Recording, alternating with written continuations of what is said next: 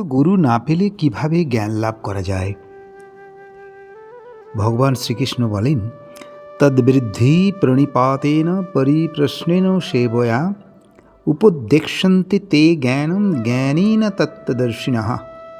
অর্থাৎ জ্ঞানীদের ষষ্ঠাঙ্গ প্রণাম করো, সেবার দ্বারা সন্তুষ্ট করে প্রশ্ন করলে তত্ত্বদর্শী জ্ঞানীরা তোমাকে উপদেশের দ্বারা জ্ঞান দান করবেন। 34 নম্বর শ্লোক, 4th অধ্যায়। প্রশ্ন হল, গুরু যদি ভণ্ড, সৎ বা নিষ্ঠাবান বা পছন্দ না হয়, তাহলে কিভাবে জ্ঞান লাভ করা যাবে? এর উত্তরে ভগবান শ্রীকৃষ্ণ নিজেও এই ঝুঁকি নিলেন না যে তিনি অর্জুনকে তত্ত্বজ্ঞান প্রদান করতে পারবেন। তাই তিনি করণীয় কি তাই বললেন।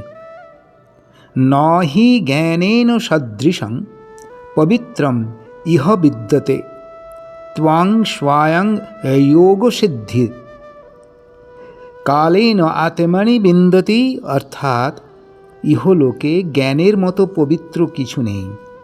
যে ব্যক্তি যোগ দ্বারা অর্থাৎ ঈশ্বরে যুক্ত হয়ে রয়েছেন, এই তত্ত্বজ্ঞান তিনি নিজেই নিজের মধ্যে লাভ করবেন। আবার প্রশ্ন হল, প্রকৃত তত্ত্বদর্শী জানা খুবই দুরূহ কাজ। সেই মহাপুরুষের প্রতি বিশ্বাস বা শ্রদ্ধা না এলে সময় অনেক বেশি লাগবে।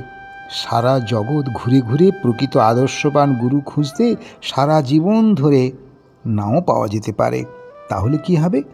তাই ভগবান শ্রীকৃষ্ণ বললেন, কামনাহীন কর্মযোগ অর্থাৎ অপরের হিতার্থে কর্ম করলে তত্ত্বজ্ঞান নিজের মধ্যেই নিজেই লাভ করতে পারবেন।